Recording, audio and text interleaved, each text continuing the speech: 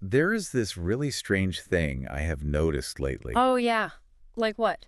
Well, it is this quiet reality, and I think a lot of us see it in our aging parents, or maybe you are even noticing it in your own life right now. Right. You eat the exact same meals you always have, like bite for bite, portion for portion. The exact same daily routine. Exactly. And you step on the bathroom scale in the morning, and the number is just completely flat. Uh-huh. It has not changed in maybe 5 years.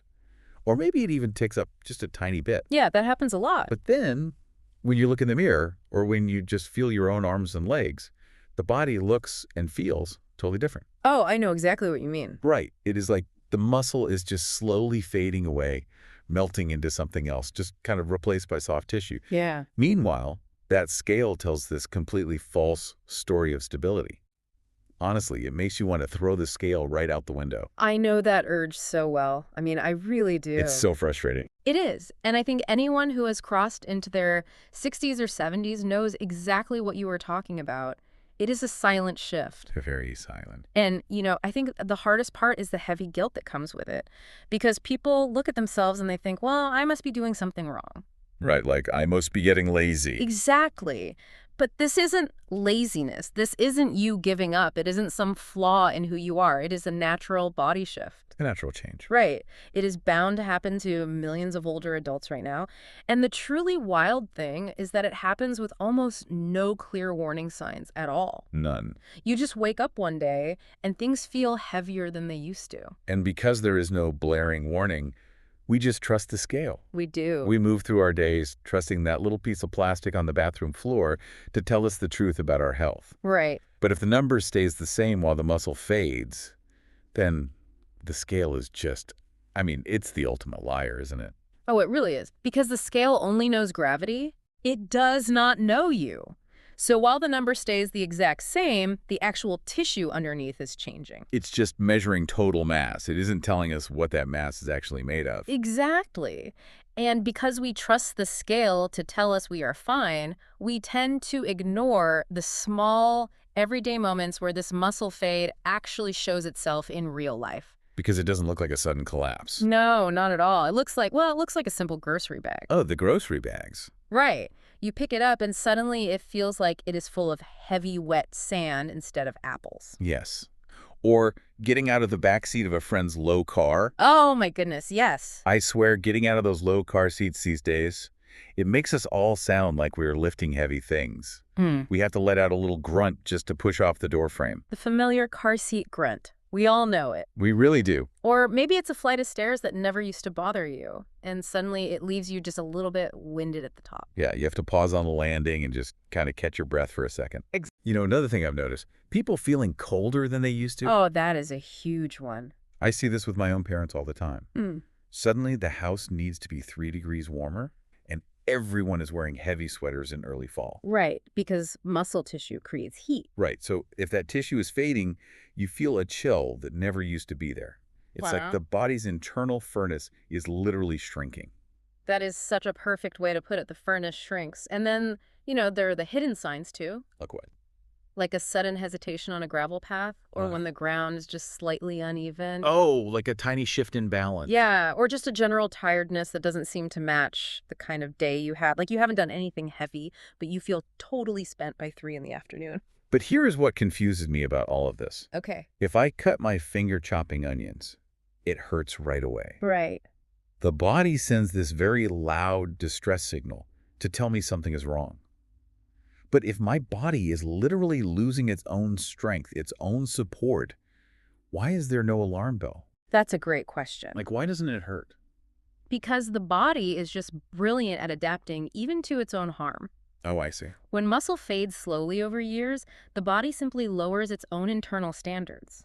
It adjusts the baseline for what feels normal. So it just gets used to the new weak feeling. Exactly. Since there is no sudden injury, the pain nerves aren't triggered at all. Wow. So the lack of pain, combined with that flat number on the lying bathroom scale, it just creates this perfect illusion. An illusion that everything is fine. Right. Okay, so if there is no alarm bell and we are just losing muscle in this quiet way, Right. what is actually breaking down inside? Well, think of it as a constant daily rhythm. Okay. Every single day, your body is doing 2 things at the exact same time.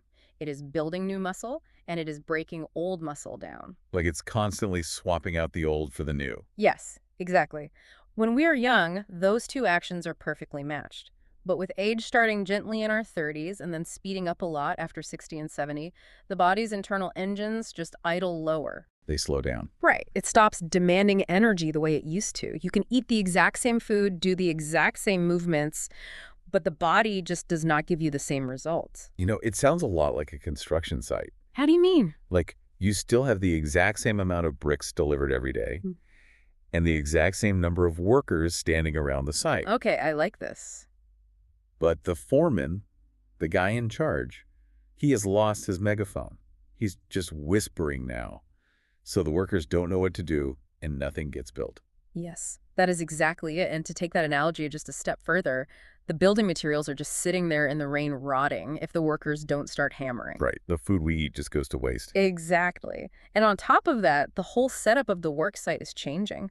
Hormones play a huge part here. Like what kind of hormones? Well, for women, the shifts that happen around menopause speed this whole process up. Oh, sure. And for men, drops in testosterone do the exact same thing. The actual nerve cells that tell your muscles to move, they just get tired and fade away. Okay, but I have to push back on something here, especially regarding the food part. Go for it.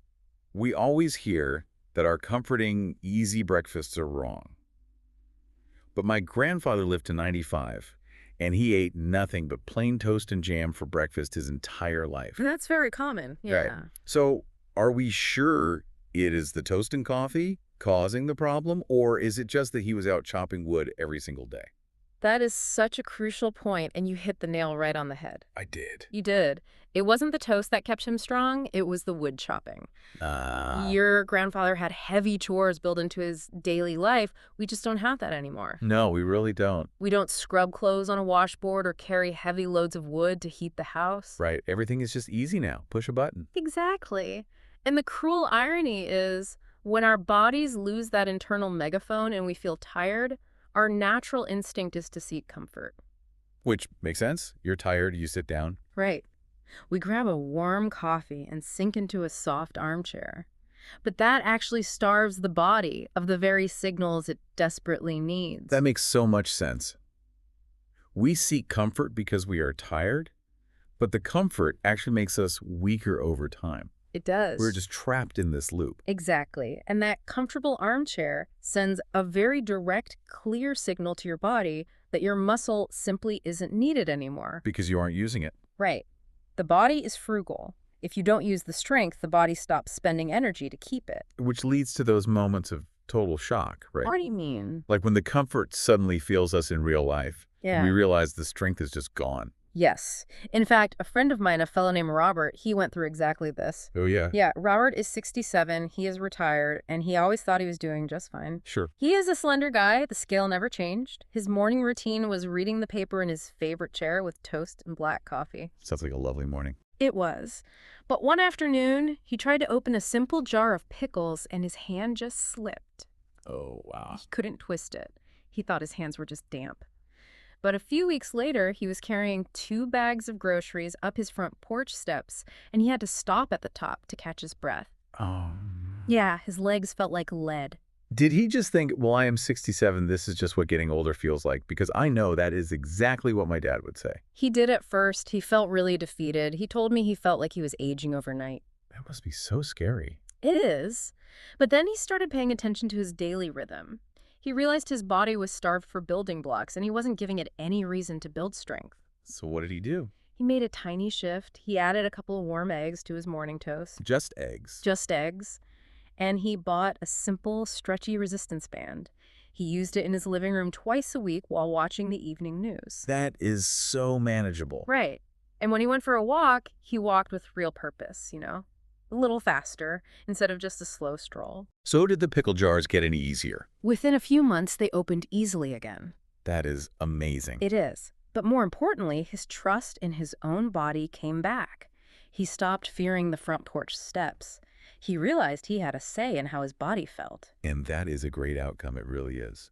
But I want to add something here, if that's all right. Of course. As an adult child looking in on this stuff, It is so easy for someone my age to just say, Dad, you need to walk more, or Mom, you just need to be more active. Oh, absolutely. But we say that without realizing how heavy grief or deep loneliness can make a person's limbs feel.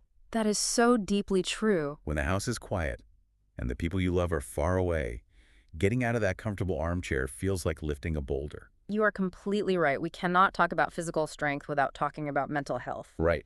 And the emotional weight a person is carrying. Loneliness changes the body. Grief makes you want to curl inward and just be still. It really does. That is why the answer is never a harsh demand to join a loud gym or lift heavy weights. The answer is gentle action. It is about deeply achievable small choices. Okay, so if sitting in the armchair makes it worse and eating just toast starves the body, we have to fix the protein and the movement. Yes. But how do we solve the protein puzzle without turning every meal into a stressful math problem? Oh, please don't do math at dinner. Right. Because the minute you tell someone to track their food on an app, they just give up. You just spread it out. Do not save all your protein for a heavy dinner at the end of the day. Put a little bit into every single meal. Okay. And it does not require hard chewing or cooking a massive steak. We are talking about soft, well-cooked eggs. Oh, nice and easy. A cool bowl of Greek yogurt, which is also wonderful for your gut health, by the way. I love Greek yogurt. Soft-baked salmon, which is great for your heart. Cottage cheese, warm beans, lean poultry. These are easy, comforting foods. And the added benefits are huge. Yeah. Right? Like you said, the gut health. And eggs help with brain health. The yogurt helps with immunity. Exactly. But what about the movement side of things? If the protein is the lumber for our construction site, how do we get the workers to swing the hammers without joining a gym? Your own home is enough. Truly. Really? Just the house. Just the house. Just the act of standing up from your chair and slowly sitting back down 10 times in a row. Oh, wow. Just sitting and standing. That is a powerful signal to your body. Or short walks where you just change your pace a little bit, walk fast to the corner, then slow down. Break up your sitting time. Every 30 minutes, just stand up, stretch your arms, and sit back down. So wait, if I eat all the eggs and the yogurt, but I stay in the armchair, none of it works. It doesn't work on its own, no. Here is the biggest truth to remember today. Protein alone will not save you. It won't. No. You can eat all the best food in the world, but without the physical signal of movement, your body simply won't use it to build strength. It just ignores it. Yes. You have to pick up the hammer. And I imagine drinking enough water and getting good sleep are part of this too. Oh, absolutely. Because if the body's doing all this repair work, it needs to rest, right? Vital.